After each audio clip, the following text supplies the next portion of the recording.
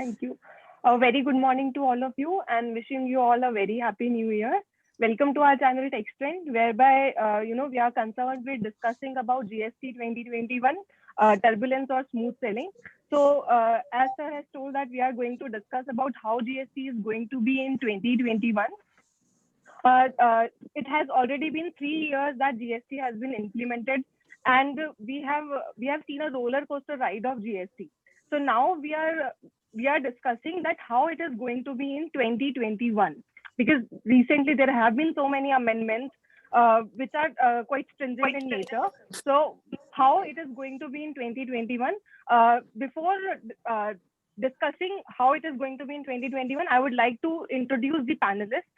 Uh, we have Mr. Madhukar Hiregange, sir. He is a practicing chartered accountant and he is from Bangalore.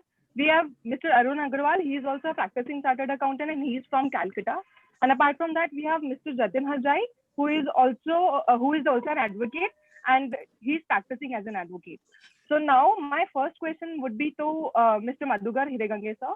So whenever we, open the news nowadays, there is always a news about fake invoicing, circular trading. There are so many arrests happening.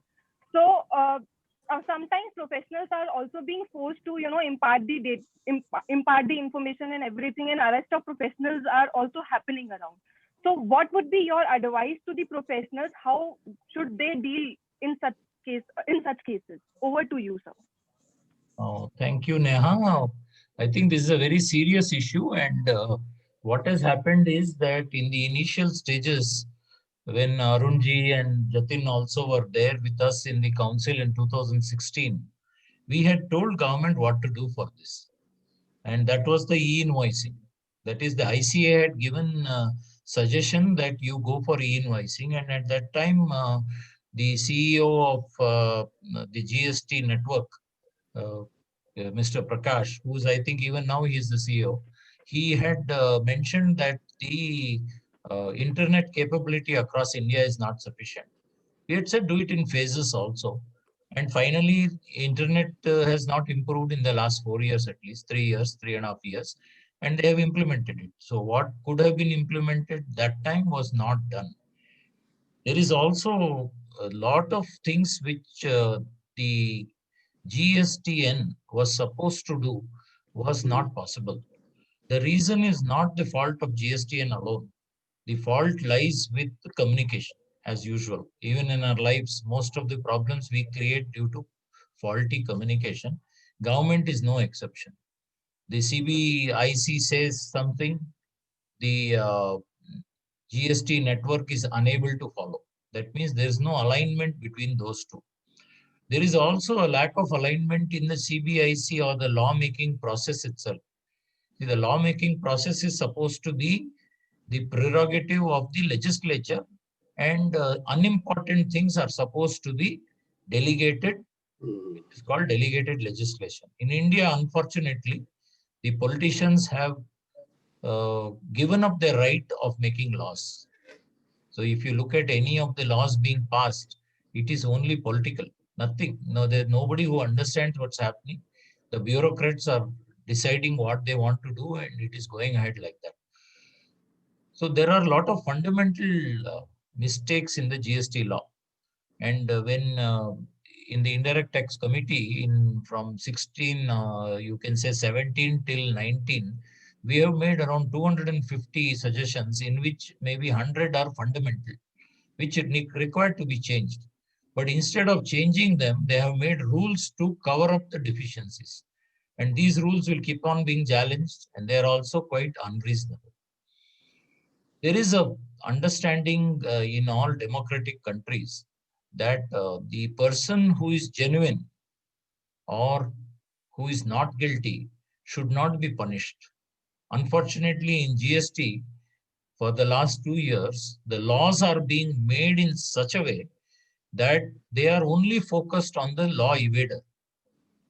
And unfortunately, again, it is applicable to all, even the compliant. Initially, when GST came, they said that we will have a ABC categorization of people. That never happened. If that was there, then they could have made this law applicable only to the C. the people have joined recently, whose trends are not proper, whether small, big, or old, and wherever they get any, multiple registration, single place, these type of things. Now, what has happened, unfortunately, is not understanding GST. Professionals sometimes have ventured into supporting these type of people. Sometimes they don't even know, and by the time they know, it's too late. They are riding a tiger, so they will also get eaten along with the defaulter. That's what is also happening. Of course, there is a small portion of our professionals who use their office, they allow their office computer to be used by the SSE, and SSE is having some 500 registrations working through his computer. Obviously, when the moment the IP address is seen, the chartered accountant is sure to go to jail. Whether the client goes to jail or not, the chartered accountant will go to jail. It is presumption that he is only masterminding, even though he might have just loaned his computer to that particular client. There are, of course, some chartered accountants who are involved in this, and for them, we have no mercy. They should go to jail. They should remain forever in jail, as per me. What is happening, unfortunately, is all these amendments to catch that wrongdoer is only adding to the misery of the compliant. And in the compliant, if I were to look, there is a industry, that's the manufacturing industry. They are more or less used to following good procedures. They have systems. They are able to mitigate all the problems which come, especially the larger ones. Then you have the middle level. Large means, I am considering Raj for this discussion to be 500 crores plus. And then the medium, who are 50 crores to 500 crores. And then, of course, below that, I would consider small. So if I look at it, large industries will be able to weather all these type of problems. They have experts, they have people dedicated. They can manage somehow to comply and not lose credit, etc. Whereas the medium people will have some problem. In fact, the medium people will be faced with the discretionary power of the officers, and also the discretionary officers, discretionary powers are exercised by people who may not know GST. This is a real fear. 90% of the officers of GST do not know GST. This is a fact. After 3.5 years, they still do not know GST. We had even suggested that a small exam should be taken for all the officers, but obviously the government, knowing that 90% will fail, they have not taken it up. So if I look at even the medium, maybe they can manage, but they still feel that the ease of doing business is difficult. But if I look at the small, now these are the people who are maximum. Numbers could be in lakhs, and they are the people who will find it very, very difficult. When the BJP government came in 2017-15, Modi, and I think even the present finance minister, made a lot of promises that there'll be IT will be used, there'll be no corruption, there'll be no retrospective amendment. The type of promises they made, we were all gung-ho on this law. But what is the fact? Fact is retrospective amendments are happening, and the legislature has given up its powers to the bureaucrats. And bureaucrats are like monkeys who are given knives, which are knife at each end, knives and swords. While they are cutting the SSE and trying to make money, they cut themselves also. And obviously the country bleeds because of these bureaucrats. But that is the fact. If I look at the index in 2015, the corruption index of India was 80 out of 75 out of 175.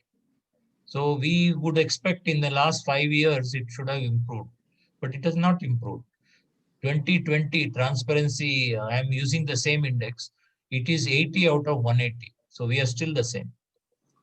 So it's really sad that, BJP has, whatever planks it came on, it has failed in implementation, though there were wonderful ideas. I agree with the Prime Minister's ideas. None of them I disagree. Whether it's demonetization or bringing GST.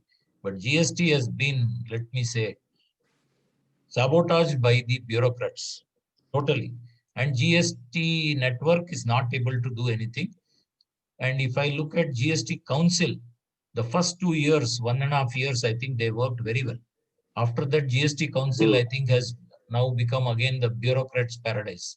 One or two, one or two people, one or two chief ministers like Kerala and maybe West Bengal, they put up some objection, but all their objections finally are passed in consensus. So I would say that this fake invoice focus is something which can be eradicated by identifying the people who do wrong and ensuring through. Ensuring through means, say, I am raising fake invoices. All my relatives, all my friends, all my old connections, if you go to, possibly you will find a very big network there. But somewhere I think maybe people are getting compromised, or we are not able to reach further. And there is no, it is a fact that these fake invoices were there in the earlier regime also, in VAT regime, and it's continuing in this regime. There you had a system of blacklisting people and all in some of the states, which worked. Now anyway, with e-invoicing, partially it is impacted. But the person who is going to issue fake invoice is not going to issue, he's not going to keep his turnover at 100 crores. His turnover will be less than, maybe 5 crores also. But he'll have multiple organization, maybe 100 enterprises at 5 crores. So it becomes 500 crores, and maybe 500 crores into 18%, 90 crores. In that, whatever money, 10% or something, 9 crores he makes out of all this. But the 81 crores or something which goes to the person who buys the bill, that is the real cause of concern. I gave a very long answer, touched many other things also. Thank you so much for your deliberation on the topic. Now, my next question would be to Jatin sir. Sir, when GST was implemented, so as Madhukar sir said that it was a very nice idea to implement GST, but it has not been implemented in the way it was supposed to be. So, in the same line, the one of the objective of implementing GST was seamless flow of credit. So how far this objective will be met in GST 2021? Because it is a stated objective. So how far it will be met? So see, first of all, Happy New Year to each and everyone and all panelists here, participants listening, whatever. So see, when you touch the point of stated objectives, if I recollect the Constitution Amendment Bill itself, 122nd Constitution Amendment Bill, which introduced in the Parliament which is the foundation stone for levy of the GST. Broadly, it has three kind of objectives, stated objective, which we say. Number one, subsuming of all the state and most of the state and central taxes into one umbrella. Second, creation of the one market. And third, which is your main point of your question, that is seamless flow of credit.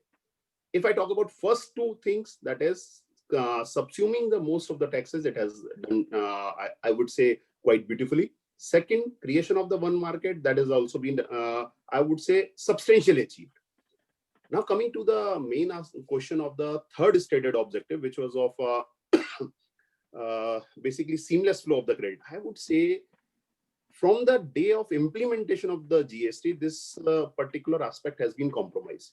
Starting from the law itself, whereby the two specific provision, like one we have 16.4 and 17.5, that is a blockage of the credit and some kind of procedural time limitation or restriction on the credit. So it started from there. Then what Madhukar sir also discussed, that how and why it has happened, that some kind of we can say black ships were there in the system. Some people use the basically flaw in the system. Then because to curb them, basically the government has initiated some stringent provision. But actually it impacted to the genuine registered person also. We have the provisions now like 86A, that the person can, the assessing authority directs, stops the utilization of the credit. Recently we have 86B, that is again a draconian one, is all together against the provisions of this, the thought of this seamless flow of the credit. And we have 36.4, which is again a kind of against the ideology of seamless flow of the credit.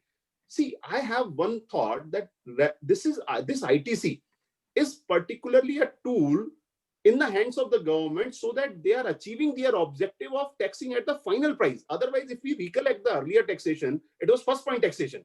So it is not only a kind of a benefit, rather it is, I would say, it is duty of the government to give a free flow of the credit, and it is right of the assessee to have the free flow of the credit. Otherwise, it is becoming a multi-point taxation without giving any kind of, it doesn't remain value-added taxation. So this is what, in summary, I can say. So many provisions are being incorporated to curb some fake dealers or some bogus dealer or some black ships, which is impacting whole of the idea of seamless flow of the credit. And today we can say we doesn't have the ideal free flow of the credit input tax rate in the GST regime. Thank you so much for your input, sir. It takes me to the next question, which is to Arun, sir. Sir, whenever GST was implemented or so many digitalization happened across, so in that case, the idea behind it was that there will be a ease of doing business. And people will be, from the implementation of GST, there is a one market. All country has come onto a same pace where, you know, they are trading and giving services and businesses are happening. So how far this ease of doing business will be achieved in GST 2021? Over to you, sir. Thank you, Neha, for your question. A very happy new year to all of you. Madhukar sir, Jatin, Neha, all of you. Neha, your question is very pertinent as far as you talk about ease of doing business from the perspective of GST implementation. Madhukar sir elaborately discussed. In fact, I was just thinking in my mind some certain points, certain issues, and I find Madhukar sir has very comprehensively covered all the points. Now, from that discussion itself, this comes out as to what extent we have achieved ease of doing business. And then, of course, Jatin very specifically pointed out about seamless credit. We know there were multiple objectives of bringing in GST in the country. It was said to be one nation, one tax, one market. So one nation, one tax, one common market. And for that, it was very essential to have seamless flow of credit, which is somehow disturbed, which is not achieved due to various fronts, as Jatin has already discussed. I'll not repeat them. But since this has happened, so seamless flow of credit itself has been disturbed. And since that itself has been disturbed, now people are really finding it difficult in making compliances. As Madhukar sir said, that compliance is being increased probably very irrationally, mainly because the law is focusing on the law evaders. And that has made the life of genuine taxpayers miserable.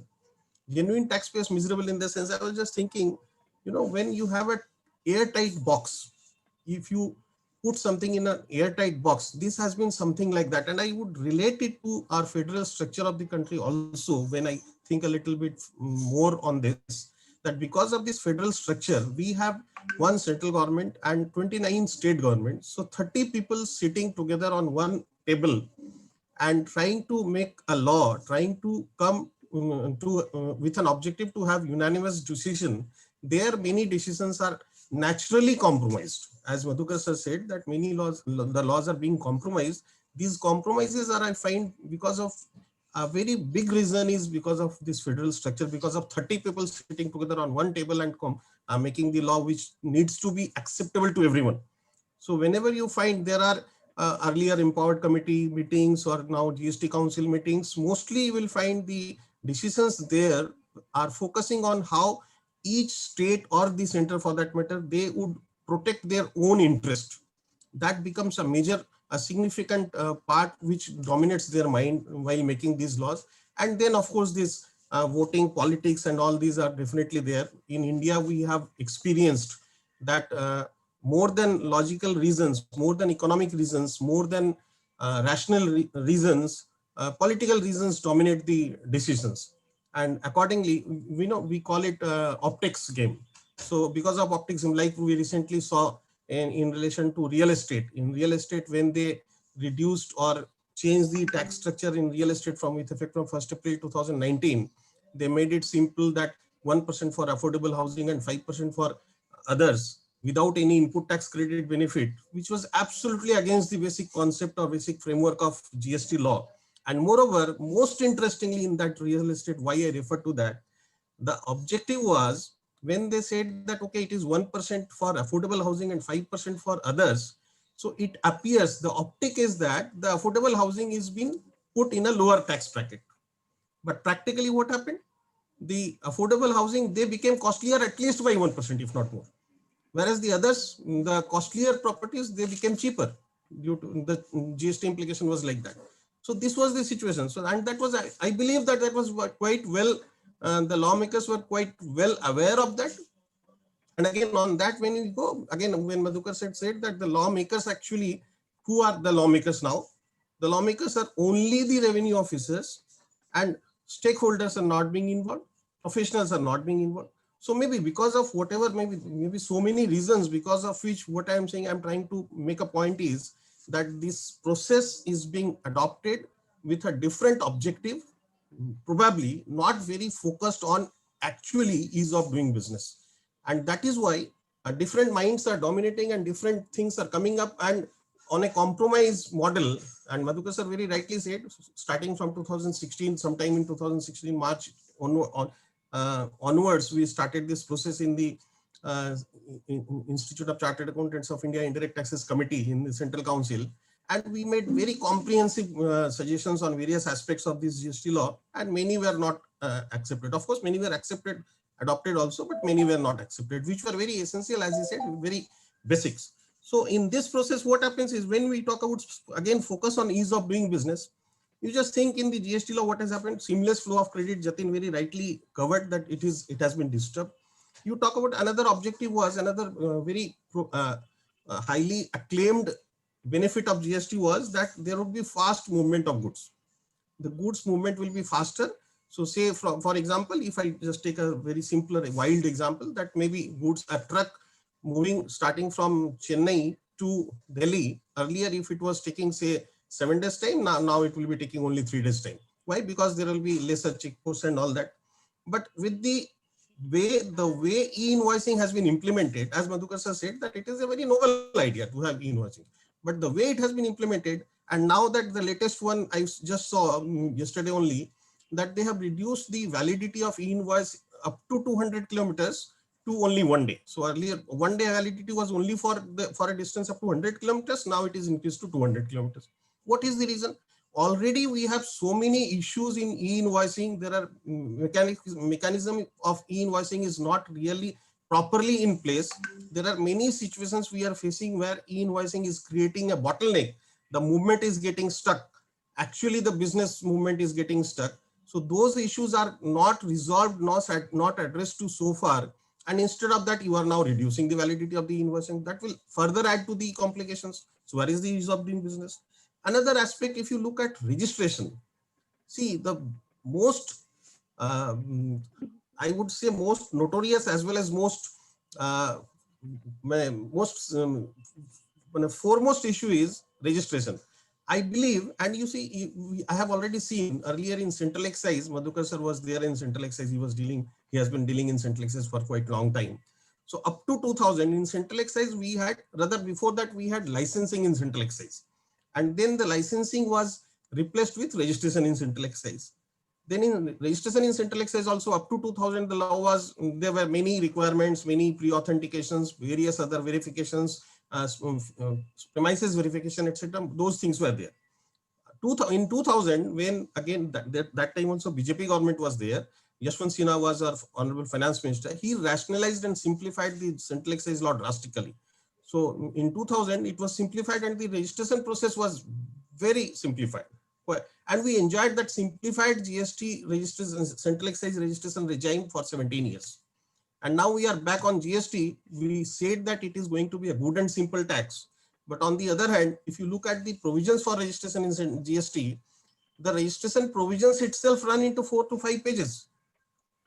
Earlier, we had a half-page provision for registration in Central Excise, even in service tax also. And now we have 4 to 5 pages of provisions for GST registration. And now we have further adding to that. Why we are adding to those various other clauses? The registration, they are saying it will be cancelled if you have violated the so and so provisions, where say one significant provision I find is if you have claimed input tax credit in violation of the provisions of section 16. Now what is section 16? Section 16 is a comprehensive section for claiming input tax credit, and there, read together with the various rules, various conditions are there. And those conditions, whether you will be eligible for claiming input tax credit or not, quite often it is under challenge. Jatin has very elaborately discussed on that. Various aspects are there on which it can be challenged, it can be contested that the credit is not eligible. I would contest that it is eligible. Now, in all those circumstances, if any of those conditions is violated as claimed or as alleged by the department without even being proved, they would cancel your registration. What ridiculous.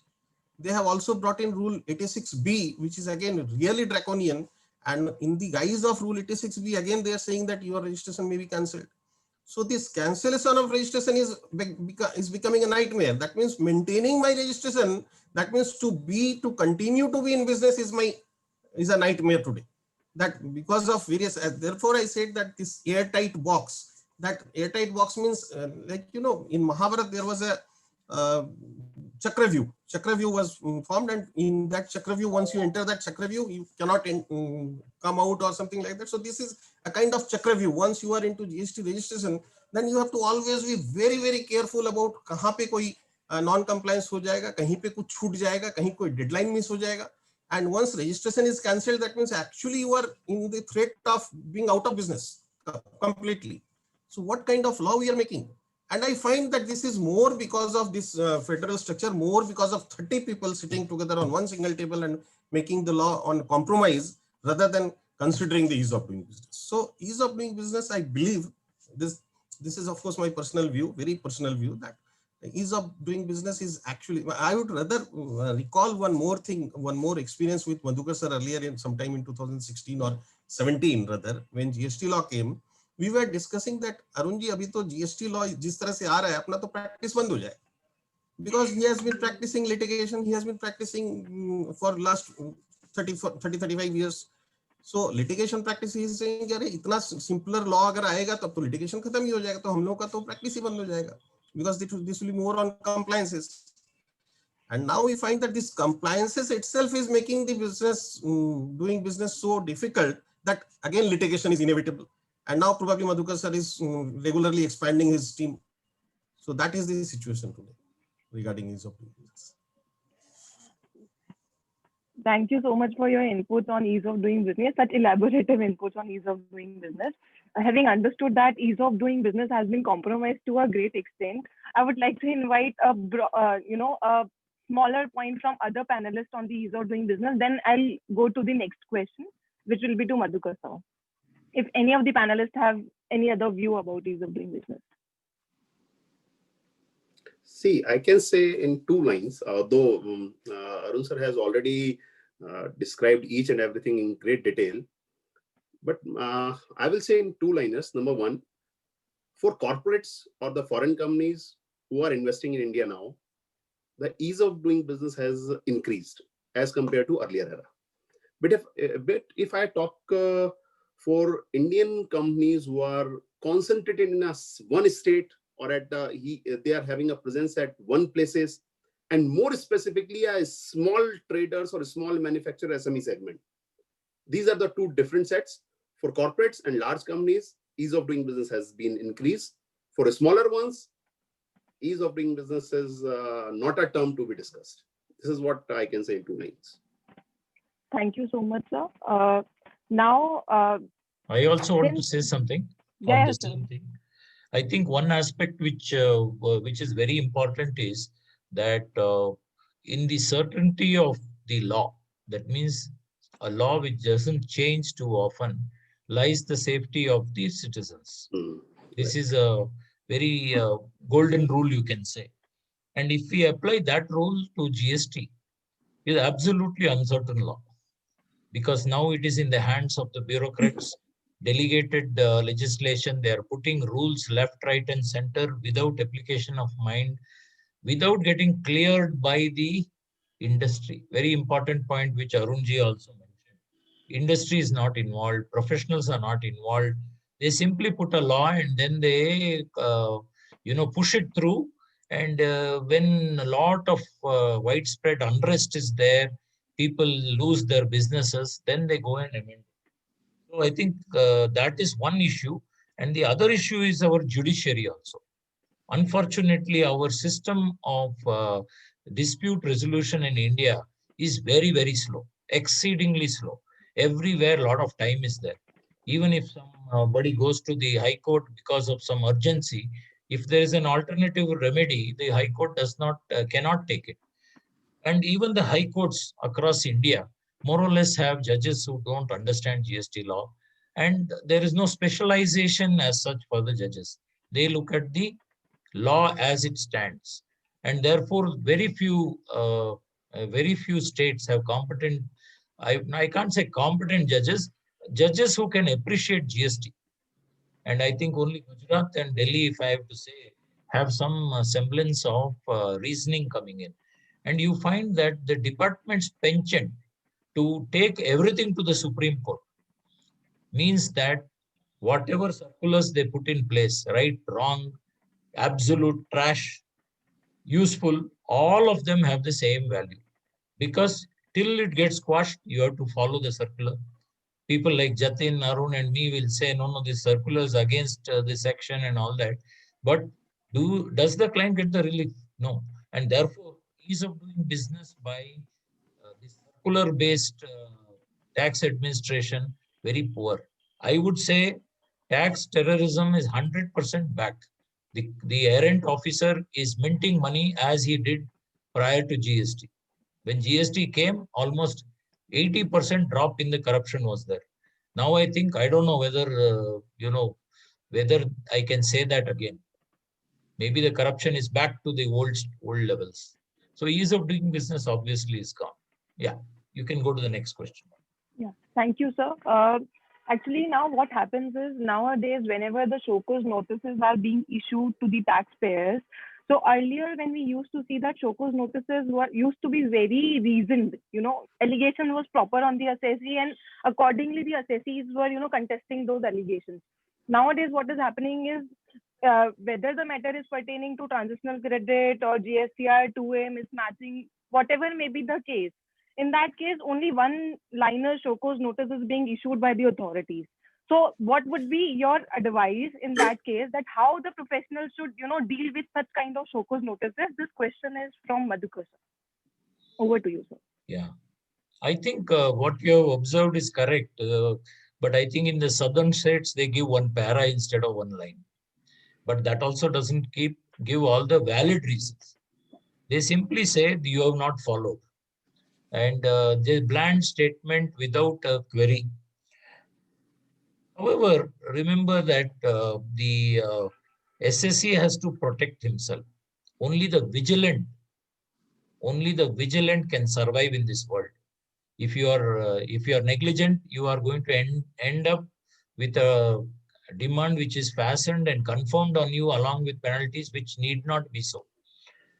So the way in which initially my understanding of a show cause notice reply, where there is no information, is first, when you get any show cause notice, you need to write a detailed reply to the issuer saying that I do not understand this. What is this reason? What is this reason? You should give him a show cause notice on not understanding his show cause notice and ask him, does it mean this, this, this? Put some ridiculous things in that. So when you ask a question, you can give alternatives. When you are saying this, does it mean this? Or does it mean this? Or does it mean this? Ask him back a question. In the meantime, you can also prepare a reply. Normally, replies can be, my understanding also is that you don't know whether this letter which you have written, he is going to reply. If he doesn't reply, one standard reply should be ready, saying that I have not received this reply and I have asked specific questions for which there is no answer. And therefore, natural justice is being denied. And natural justice is so strong. I remember even in the excise regime, and even when, before that in service tax, I used to tell my council colleagues and whoever was there, I used to tell them that you can win 40 to 60% of the cases only on the basis of natural justice Naturally. and limitation. So I think those two should be safeguarded, and don't give unnecessary information. Reply should be specific to whatever are the contentions. Don't get into a what they say, a wild goose chase. Jatin knows there are 10 reasons why the client can get a notice. Arun knows maybe 12. So he should not sit and make all those 12. Then they will pick and choose among your own replies and fix you. So better be specific and answer to the point, and let it be remanded. It will take its own time. And as long as it's getting remanded, you don't have any pre-deposit also. Possibly that could be a way, but I am not doing litigation in such a big way. Of course, I have now realized that litigation in GST is going to become 2021, I don't know, 2022, 23. I can say that any practitioner in GST, if he's providing all services, that is review services which are validative audits, or he's giving assistance, filing returns, or he's giving advice, or he's giving litigation, I would say litigation will come back to 2/3 of his practice in value. Work-wise, people required, maybe the compliance side team will be bigger, but that compliance team is required for getting the litigation work. And the litigation work will give them 75% net margin, wherever they are located. 75% is the net margin. And in the compliance, you can't earn much. You earn 25, but you make up. Yeah. Thank you so much for something. Arun can possibly add. Sir, I'll be taking the next question from Jatin sir. Since there are now what happens is the concept of matching was there in the GST. The original idea was there will be a GSTR 1, 2, and 3, and that's how return filing will take place.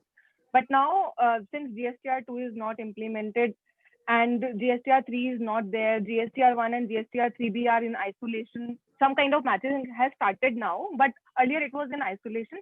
So the government has come up with an idea that GSTR 2A should be there and 2B should be there, and by which the recipients can know that that supplier has been reported or not, supplier has paid tax or not. So now the common question which comes to, and Rule 36(4) is also there. So now the common question which comes into everybody's mind is that for the purpose of filing GSTR 3B and for complying with the Rule 36(4), we should look at which document, GSTR 2A, 2B, or our own books. What document one should look at? Over to you. So I think a question which is relevant to each and every assessee as of now. See what happened when this rule was introduced in late 2019. I said at a couple of places and rather posted on social media as well that this Rule 36(4) is a child without mother. And probably either the government will take it back, withdraw it, or the courts will quash it. So by the time the GST has progressed in 2020, we have seen it from 20% to 10% and now 10% to 5% margin on the matched invoice. So the one thing is for sure, government is not going to withdraw it. Rather, government is making it in line with that. Then next time they'll say it, okay, with for invoice, matched invoice only. On a second part of my quote, that courts will quash it, I am hopeful. And in 2021, we will see from some of the courts that this rule will get quashed. Reason being, this is what my hope, as I understand the law, because I cannot trace any power in any of the provisions under the law by which this kind of rule can be made on today. And for sure, there are a couple of provisions which are actually contrary to this rule. So basically, this is a scene whereby the rules are rather overriding the legal provisions. You said the originally envisaged provision was GSTR 1, 2, and 3. Just want to recollect and remind everyone, even today the GST law, which includes Act and rules, emphasizes 1, 2A, 2, again 1A, and then 3. These are the rules. And this is only the network which could not implement GSTR 2 and GSTR 1A and then GSTR 3. Otherwise, even the notification of today says that government will prescribe the date of GSTR 2, even today's notification. So first of all, on a legal front, I will always say this Rule 36 legally is of no use, doesn't have any worth. Number two, because everyone cannot go to the court. So on a procedural front, whenever someone wants to comply with this particular provision, mostly the larger companies who can dictate their vendors.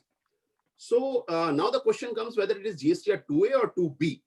Please mind, now this rule is also amended with effect from 1st January itself, 1st January 2021, whereby they have changed the word furnished instead of uploaded. Earlier they used the word uploaded as per that one. So now the term is furnished, and simultaneously the Rule 60 is being also changed. So in my humble opinion, if someone wants to follow, I would suggest to follow 2B. If someone wants to follow, better to go ahead with 2B instead of 2A. 2A is dynamic document. Though if you are getting some notices, which most of the people are getting notices from the 2A, then it is please mind and always ask to the assessing authority, because you will find that 2A is showing something than what the notice has been seen. Then ask the authority and ask the copy of that 2A. Probably he will not be able to give you the copy. This is what happens with us in some of the cases, and cases got stuck at that place only. Thank you so much, sir, for your inputs on input tax credit. And now my next question is also concerned with input tax credit only. Sir, we have discussed in our discussion that this question will be to Arun sir, and we have discussed in our discussion that Rule 86B has been introduced, whereby the government has restricted the taxpayers to utilize their input tax credit fully. Now only even if the taxpayers have input tax credit, then also they are required to pay tax liability in cash. That amount is still 1%, but then they are required to pay in cash. So what is going to be the impact in 2021 of this rule on the assessees or taxpayers at the large? Over to you, sir. Yeah, actually, the question is definitely very interesting, and probably it is too early a question put up, because you need to really think of what serious implications could be of not following this rule. Means, do you understand? We see so many, I got it. so many things they have put in, and so many conditions. I was just wondering, how would really one put checks and balances in their records and documents, or maybe accounts, to give them an alert as to this rule is being violated, so please resort to 1%, that is 86B. So this particular provision is being violated, so please resort to, or here you are getting stuck or you are getting hurt, so you please resort to 86B. So resort to 86B comes from through various routes. One is maybe, violation of rule section 16, claiming input tax credit in violation of section 16, that itself is so wider, because that itself covers so many so many roads and highways. So in any of these, if there is any blockade, you resort to Rule 86B. Then you see there are other conditions. In fact, I do not even remember also what are the many conditions they have put therein. So these are actually going to create, I would say, definitely difficulty is a very simpler term, that difficulty in complying with this particular Rule 86B. And that too, more so, this Rule 86B is such a dynamic rule, dynamic in the sense that so many checks and balances are required, and the assessee himself, the taxpayer himself, has to take care of all these checks and balances, and then resort to 86B and ensure compliance. And non-compliance may lead to cancellation of registration. That means totally being out of business. I'm repeating, but for the sake of repeating, it is required that so out of cancellation. So all these checks and balances would actually put them in such a position that they need to dedicate a team, depending upon, of course, the size and nature of the business, to dedicate a team to keep a vigilance on this particular 86B. What are the various routes through which we can land up at 86B?